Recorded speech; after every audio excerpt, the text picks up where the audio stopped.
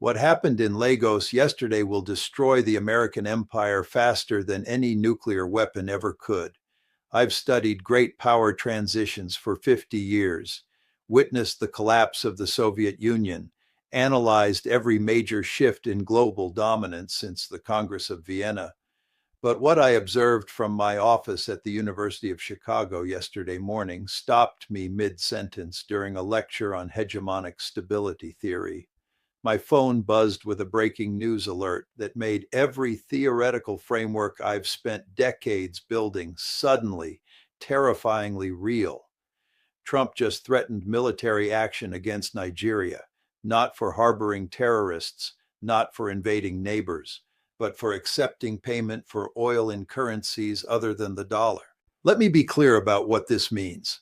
For the first time in modern history, the United States has explicitly threatened war to maintain monetary dominance. We've crossed a line that even the most aggressive empires in history hesitated to cross. And Nigeria, this supposed client state that we've taken for granted for decades, looked us straight in the eye and said no. But here's what nobody in Washington understands yet. And this is where my analysis of great power behavior becomes absolutely crucial. Nigeria's defiance isn't just about currency arrangements. It's proof that the unipolar moment has ended, and American policymakers are the last people on earth to realize it. I need to take you back to a conversation I had in 2019 with a senior Pentagon official. We were discussing contingency planning for potential conflicts, and I asked him a simple question. What happens when countries stop needing our permission to trade? His response haunts me now. John, that's not a scenario we planned for.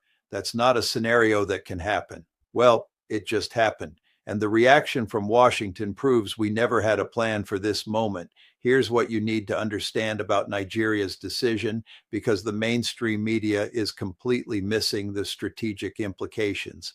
This isn't just Africa's most populous nation making an economic choice. This is the domino that starts the entire dollar system collapsing, and I'll explain exactly why. Nigeria sits at the intersection of three critical fault lines in global power. First, it's the gateway to West African markets, representing over 400 million people. Second, it controls some of the world's largest untapped oil reserves at a time when energy security has become paramount for every major power. Third, and this is the part that should terrify Washington strategists, Nigeria has become the testing ground for China's alternative economic model.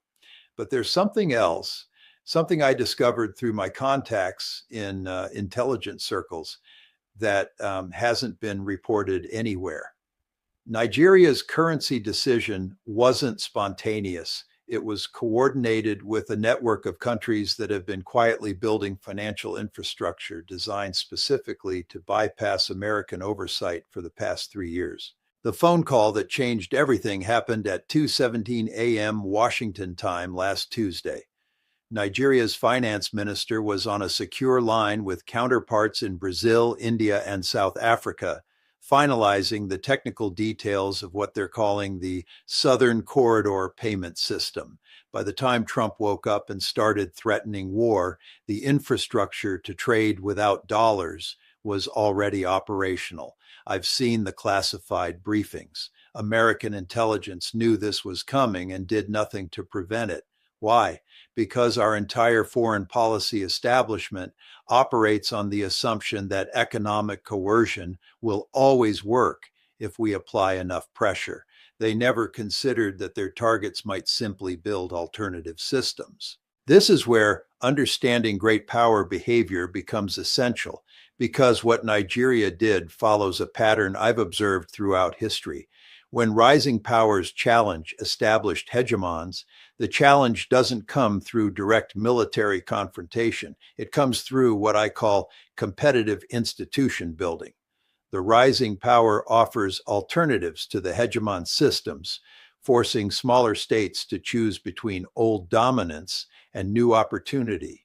Rome faced this when Carthaginian trade networks offered alternatives to Roman economic control.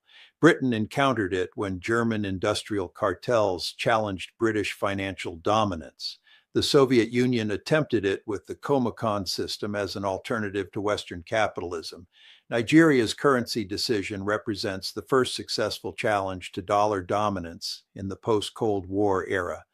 But unlike previous attempts, this one is working because it's not ideologically driven, it's purely practical. China didn't offer Nigeria a socialist revolution. They offered railways and ports. Russia didn't demand political alignment. They provided energy technology. India didn't require regime change. They shared pharmaceutical expertise. Brazil didn't impose conditional loans. They offered agricultural cooperation. Meanwhile, what did America offer? Decades of lectures about democracy from politicians who supported military coups when convenient, promises of development aid that never materialized, trade deals that benefited American corporations while leaving Nigerian communities impoverished. The calculation for Nigeria was simple: accept continued subordination to American interests, or build partnerships with powers that respect their sovereignty. They chose sovereignty. Trump's military threats prove that America has run out of non-coercive tools to maintain global dominance. When your only response to economic independence is the threat of violence, you've already lost the legitimacy that makes hegemony sustainable. But here's where the analysis gets really troubling for American strategic planners.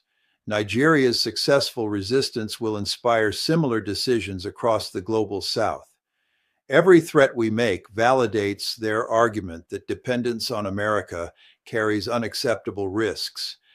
Every escalation drives more countries toward alternative partnerships. I'm watching this pattern accelerate in real time. Brazil and Argentina are expanding local currency trade agreements.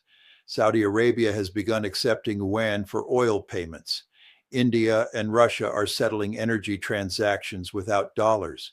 Malaysia is exploring Islamic finance alternatives to Western banking systems. Each of these decisions further reduces demand for dollars, which undermines the foundation of American economic power. The exorbitant privilege that allows us to print money and have the world accept it as payment depends on mandatory participation. Once participation becomes voluntary, the system unravels quickly.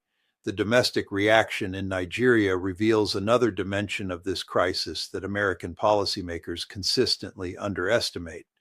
Nigerian civil society has framed their government's decision in explicitly post-colonial terms. University students are celebrating what they call the second independence.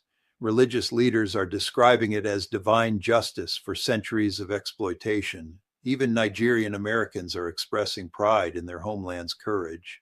This isn't just about economics, it's about dignity, respect, and the right to self-determination. America offered Nigeria continued dependence. China offered partnership. Russia offered cooperation. The choice was obvious. The European reaction has been equally telling. Despite pressure from Washington, major European allies have refused to condemn Nigeria's decision. They understand that supporting American economic coercion today could justify similar pressure against their own trade relationships tomorrow. Germany doesn't want to be threatened for accepting rubles.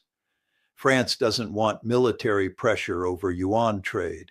Britain doesn't want coercion for diversifying away from dollar dependence. They're hedging their bets, calculating that automatic support for American demands no longer serves their interests. This is what hegemonic decline looks like in practice. Your traditional partners start questioning whether continued alignment is worth the risks. Your threats lose credibility as targets develop alternatives. Your economic leverage disappears as competitors offer better deals. I've been teaching these patterns for decades, but witnessing them in real time is sobering. The post-Cold War assumption that America could dictate terms unilaterally has collided with the reality of a multipolar world where other powers have agency, resources, and alternatives. China's economy now rivals America's in purchasing power parity. India is emerging as a technological superpower. Brazil controls critical agricultural commodities. Nigeria represents Africa's demographic and economic future. These aren't client states anymore. They're independent powers with their own interests and capabilities. American foreign policy hasn't adapted to this new reality. We continue operating as if it's still 1995, demanding structural adjustment while others offer mutual benefit. We impose conditional loans while competitors provide unconditional investment. We threaten sanctions while alternatives offer trade partnerships. The results are predictable if you understand how great powers compete for influence. Countries will choose partnerships that enhance their sovereignty over relationships that diminish it. They'll select economic arrangements that benefit their populations over systems that extract their wealth. Nigeria's decision represents rational adaptation to changing global circumstances. America's threats represent denial of those same circumstances. This disconnect explains why our coercive strategies are failing while Chinese cooperative approaches succeed. The implications extend far beyond Africa or even the global South. We're witnessing a fundamental test of whether international order will be governed by consent or coercion, by mutual benefit or imposed dominance. If America can threaten war to enforce currency compliance, what limits exist on great power behavior? If economic sovereignty can be overruled by military threats, what meaning does independence have in the modern world? Nigeria's message to the global community is clear. Sovereignty is not negotiable. Alternatives exist, and the future belongs to those brave enough to claim their independence. The American century is ending not with military defeat, but with economic irrelevance.